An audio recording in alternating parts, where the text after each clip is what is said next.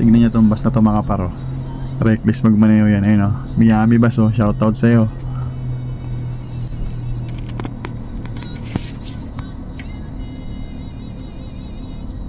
Gago. Ano na reckless ang puta. Ay, bus ka. Bus ka, reckless ka. Miami ah.